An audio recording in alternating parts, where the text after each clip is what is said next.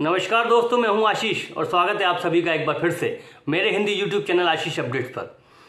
मैंने अपने पिछले वीडियो में आप लोगों को नगर पालिका निगम के अंदर भर्ती किस प्रकार से की जाती, कैसे आप नियुक्ति प्राप्त कर सकते हैं, उसकी क्या प्रक्रिया है, इसके बारे में जानकारी दी थी। आज का जो वीडियो है जो मैं आप बना रहा हूँ वो वीडियो आप लोगों को ये बताएगा कि नगर निगम में जो सीधी भर्ती होती है, डायरेक्ट रिक्रूटमेंट, जिसमें आप लोग अप्लाई कर सकते हैं, उस पर कौन कौन से स्वीकृत पद हैं जिन पर सीधी भर्ती निकाली जा सकती है और आप अप्लाई कर सकते हैं, वो सेटअप क्या है और उन पदों के लिए क्या योग्यता होनी चाहिए आपकी। ठीक है, मेरे पास लिस्ट लंबी है इसलिए बार बार मुझे नीचे देखना पड़ेगा, उसको माइंड मत कीजिएगा। और अगर अभी तक आपने मेरे चैनल को सब्सक्राइब नहीं किया है, लाइक नहीं किया है, शेयर नहीं किया है, तो सबसे पहले सब्सक्राइब कीजिए, लाइक कीजिए, शेयर कीजिए और नई नई जानकारियों और अपडेट्स का लाभ उठाइए। चलिए चलते हैं वीडियो पर, बात करते हैं कि सीधी भर्ती के माध्यम से कौन कौन से पद नगर निगम में स्वीकृत है जिन पर आप अप्लाई कर सकते हैं। चलिए, नगर निगम में सीधी भर्ती के माध्यम से जो पद स्वीकृत हैं उसमें है स्वास्थ्य अधिकारी, जो सीधी भर्ती के माध्यम से निकाला जाता है, हेल्थ ऑफिसर। इसके बाद जो है वो फायर ऑफिसर, जो अग्निशमन का काम करते हैं, आग वाला डिपार्टमेंट, जो आग बुझाने और फायर दमकलें आपके आती होंगी, उनको आपके में जानकारी होगी, उस विभाग को संभालने वाले जो फायर ऑफिसर, उनकी सीधी भर्ती निकाली जाती है।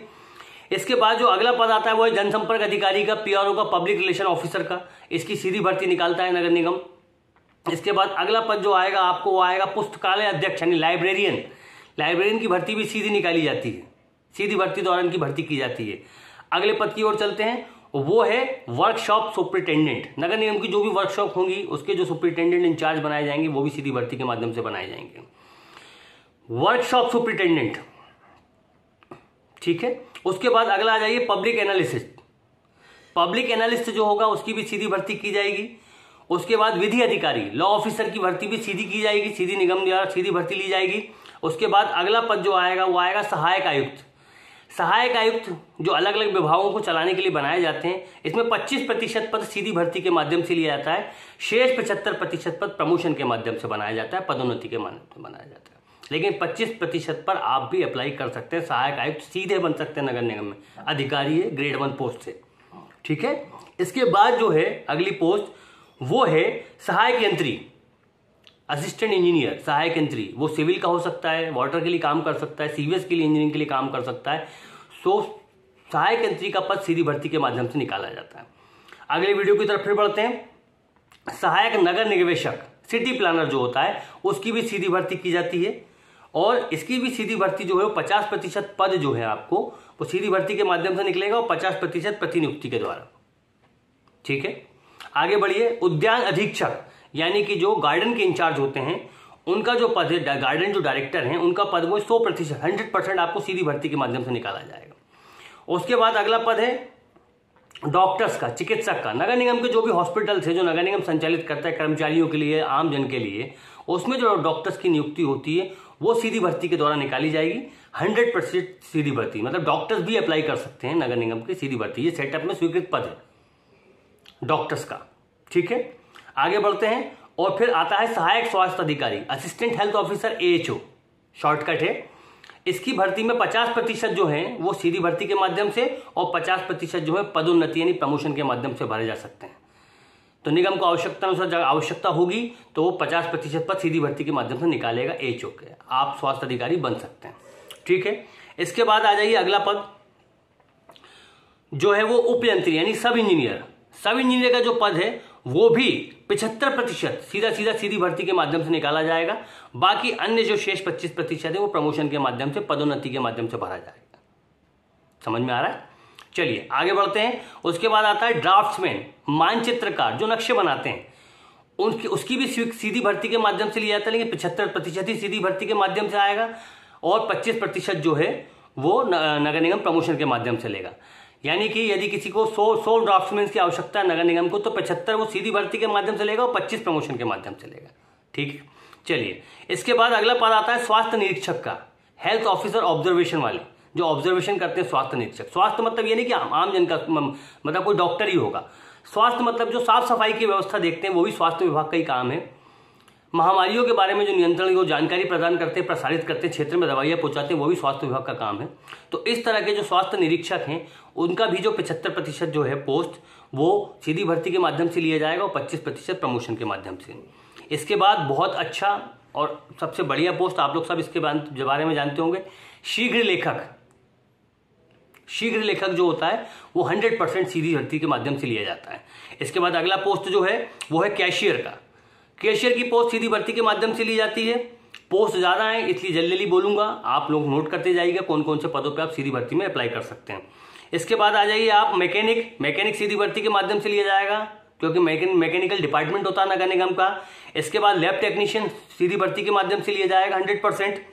इसके बाद अगला जो पोस्ट है आपका वो है कारपेंटर की भर्ती भी सीधी भर्ती के माध्यम से 100% की जाएगी, और ये सभी स्वीकृत नियमित पद हैं। ठीक है। सहायक मानचित्रकार, असिस्टेंट ड्राफ्ट्समैन, इसकी भर्ती भी सीधी भर्ती के माध्यम से की जाएगी 100%। ट्रेसर, मीटर रीडर, इसके बाद mason, painter, laboratory assistant, filter operator, pump driver, पानी सप्लाई करने वाले, इलेक्ट्रीशियन या वायरमैन, सहायक राजस्व निरीक्षक, अकाउंट जो वसूली का काम देखते हैं, ARI। उसके बाद कंपाउंडर, सहायक वर्ग 3 टाइपिस्ट, टाइपिंग का भी पद है, टाइपिस्ट, वैक्सीनेटर, दवाइयां देने वाले, इंजेक्शन लगाने वाले, driver, fireman, plumber, pump attendant, welder, filter attendant. उसके बाद मैकेनिकल कम सहायक, यानी कि मैकेनिक, असिस्टेंट और साथ में हेल्पर भी। इसके बाद में वॉलमैन, उप और चपरासी, भृत्य, टाइमकीपर, चौकीदार, क्लीनर, सफाई कामगार, यानी जो साफ सफाई झाड़ू लगाने का काम करते हैं, स्वीपर जिनको कहा जाता है, माली, गार्डनर और श्रमिक, लेबर, ये सीधी भर्ती के पद हैं। इन सभी पदों पर आप सीधी भर्ती के माध्यम से अप्लाई कर सकते हैं। इन सभी पदों की सूची आप बना लीजिए, और जैसी पेपर में आती है, इसकी योग्यता में भी आपको बता रहा हूं, उसके अनुसार आप अप्लाई कीजिएगा। कितने पदों पे आप 100% अप्लाई कर सकते हैं मैंने डायरेक्ट बता दिया, जिन पे 75% और 25% है वो रेशियो में मैंने आपको बता दिया। चलिए इनकी योग्यता देखते हैं। स्वास्थ्य अधिकारी के लिए क्या योग्यता है? किसी भी मान्यता प्राप्त विश्वविद्यालय से MBBS या उसके समतुल्य कोई उपाधि होना चाहिए। फायर अधिकारी के लिए क्या विषय है? फायर सर्विसेज में उपाधि चाहिए उसको, जो फायर अधिकारी बनेगा उसको फायर सर्विसेज में उपाधि होना आवश्यक है। जनसंपर्क अधिकारी के लिए क्या उपाधि? जनसंपर्क अधिकारी के लिए क्या योग्यता है? किसी मान्यता प्राप्त विश्वविद्यालय से पत्रकारिता में या फिर जनसंपर्क अधिकारी से रिलेटेड किसी कोर्स में या उसके समतुल्य पद पर कार्य करने का अनुभव रखने वाले व्यक्ति, यानी कि पहले कहीं काम कर चुके हो तो उनको प्राथमिकता मिलेगी। 2 वर्ष का कम से कम अनुभव होना चाहिए। तो पत्रकारिता में उपाधि हो, या फिर किसी विश्वविद्यालय से जनसंपर्क से रिलेटेड किसी सब्जेक्ट में डिप्लोमा किया, उससे रिलेटेड कोई कोर्स किया हो तो। लाइब्रेरियन, मान्यता प्राप्त विश्वविद्यालय से लाइब्रेरी साइंस में उपाधि चाहिए, डिग्री चाहिए। ठीक है। वर्कशॉप सुपरिटेंडेंट, मान्यता प्राप्त विश्वविद्यालय से मैकेनिकल इंजीनियरिंग में उपाधि चाहिए, डिग्री चाहिए। पब्लिक एनालिस्ट, सरकार के द्वारा किसी भी राज्य में जो योग्यता निर्धारित की गई हो वो इस पोस्ट के लिए आवश्यक होगी, वो पेपर विज्ञापन में आपको दिख जाएगा। विधि अधिकारी, जो लॉ ऑफिसर हैं, उनके लिए भी किसी भी मान्यता प्राप्त विश्वविद्यालय से विधि की यानी कि लॉ की उपाधि या उसमें मतलब ग्रेजुएशन, स्नातक या स्नातकोत्तर यानी कि पोस्ट ग्रेजुएशन या उस पद पर कार्य किए हुए अधिकारी हों तो उनको वरीयता दी जाएगी। सहायक आयुक्त जो बनते हैं वो किसी मान्यता प्राप्त विश्वविद्यालय से उपाधि होना चाहिए, किसी विषय में होना चाहिए। उसके बाद सहायक यंत्री जो है तो वो यही है, उसको सिविल इंजीनियरिंग में या किसी भी इंजीनियरिंग में डिप्लोमा उसका डिग्री आवश्यक है, BE किया हो, BTech किया हो, लेकिन उसकी भर्ती जो है वो किसी भी राज्य के लोक सेवा जो लोक निर्माण विभाग जो है PW का जो डिपार्टमेंट है उसके द्वारा निर्धारित जो अर्हताएं हैं उनके अनुसार उसकी भर्ती की जाएगी। ठीक है। उसके बाद आ जाइए उद्यान निरीक्षक, तो शासन में जो भी उद्यान के लिए, गार्डन के लिए जो गाइडलाइन बनाई हुई उसके अनुसार उसकी भर्ती की जाएगी, लेकिन उसको गार्डनिंग का नॉलेज होना आवश्यक है। इसके बाद डॉक्टर्स, चिकित्सक, उनके लिए भी योग्यता मैंने बताई थी, MBBS चाहिए। डॉक्टर जो जिस भी, चाहे वो होम्योपैथी हो, एलोपैथी हो, उसी सब्जेक्ट से रिलेटेड उनकी उपाधि होना चाहिए और अनुभव होना चाहिए। ठीक है। उसके बाद फिर उपयंत्री, लोक निर्माण विभाग, क्योंकि सहायक असिस्टेंट इंजीनियर टाइप का पोस्ट है, सब इंजीनियर टाइप का पोस्ट है, तो इनके लिए जो है लोक निर्माण विभाग जो इंजीनियरिंग का डिपार्टमेंट है, मुख्य डिपार्टमेंट है, उसमें जो अर्हताएं निर्धारित की गई हैं, डिग्री चाहिए, BE सिविल चाहिए, BE मैकेनिकल चाहिए, वो पोस्ट मिलना चाहिए, BE में BE होना आवश्यक है। ठीक है। इसके बाद अगला आ जाइए स्वास्थ्य निरीक्षक। तो हायर सेकेंडरी या सरकार द्वारा मान्यता प्राप्त किसी संस्था से सैनिटरी इंस्पेक्टर की उपाधि होना चाहिए स्वास्थ्य अधिकारी के लिए, स्वास्थ्य निरीक्षक के लिए। ठीक है, राजस्व निरीक्षक पे आ जाइए।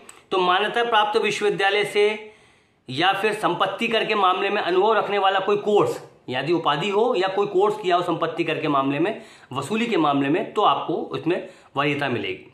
ठीक है, उद्यान निरीक्षक में बता चुका हूं आप लोगों को। इसके बाद आ जाइए कैशियर। कैशियर की कोई निर्धारित योग्यता नहीं है, स्नातक उपाधि आवश्यक है और बाकी जो विभागीय आवश्यकता होगी विभाग लिख के बताएगा। इसके बाद आ जाइए आप मैकेनिक। तो मैकेनिक के लिए कम से कम हायर सेकेंडरी और ITI होना आवश्यक है। ठीक है, लैब टेक्नीशियन, उसके लिए भी उसका लैब टेक्नीशियन जो भी कोर्स किया उसका प्रमाण पत्र और सरकार के द्वारा निर्धारित गाइडलाइन आवश्यक है। ठीक है, कारपेंटर, सहायक draughtsman, meter reader, tracer, mason, painter, laboratory assistant, ये ऐसे कोर्सेज हैं जिनके लिए कोई पर्टिकुलर डिप्लोमा नहीं होता, आजकल ITI में कराया जाने लगा है। तो यदि डिप्लोमा है तो ठीक है, नहीं तो शासन द्वारा निर्धारित जो भी प्रमाण पत्र है ITI का है तो वो प्रमाण पत्र की आवश्यकता है, और जो एजुकेशनल योग्यता डिसाइड की जाएगी, शैक्षणिक योग्यता, वो भी आवश्यक है। ठीक है, इसी में filter operator, pump driver, electrician भी शामिल है। अगला पद है सहायक राजस्व निरीक्षक, ARI का कम से कम हायर सेकेंडरी 12th पास होना आवश्यक है। उसके बाद कंपाउंडर, सहायक वर्ग 3, टाइपिस्ट, टाइपिंग का डिप्लोमा शासकीय आपको आवश्यक है, एग्जाम पास किया होना आवश्यक है, हिंदी इंग्लिश जो भी जिसमें भी आप कहें, और साथ में आपकी एजुकेशन स्नातक की उपाधि आवश्यक है। ठीक है, उसके बाद फिर वैक्सीनेटर, ड्राइवर, ड्राइवर के लिए ड्राइविंग लाइसेंस और वाहन चलाने का जो प्रमाण पत्र है जो सीखा उसने उसका, वो ड्राइवर का प्रमाण पत्र आवश्यक है। वैक्सीनेटर के लिए डिप्लोमा, नर्सिंग का एक छोटा सा डिप्लोमा पर्याप्त है। ठीक है, उसके बाद फायरमैन, फायर सर्विसेज में उसके बाद डिप्लोमा होना आवश्यक है। फायर सर्विसेज के आजकल कोर्स आ गए हैं, इंस्टीट्यूट खुल गए, उसका डिप्लोमा होना आवश्यक है। Plumber, fitter, pump attendant, filter attendant, welder, mechanic का सहायक, वॉल्वमैन, भृत्य यानी चपरासी, टाइम कीपर, चौकीदार, क्लीनर, सफाई कामगार, स्वीपर, माली और श्रमिक लेबर, इनके लिए कोई शैक्षणिक योग्यता की आवश्यकता नहीं। शासन को आवश्यक होगा तो वो निकालेंगे, नहीं आवश्यक होगा तो नहीं निकालेंगे।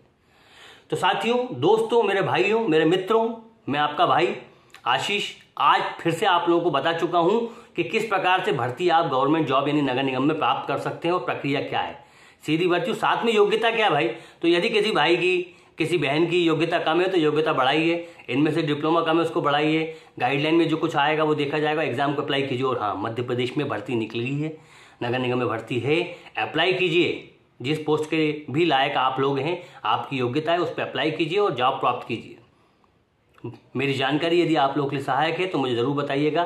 तब तक के लिए बहुत बहुत धन्यवाद, नमस्कार, जय हिंद। अगले वीडियो में फिर से मुलाकात होगी। Thank you.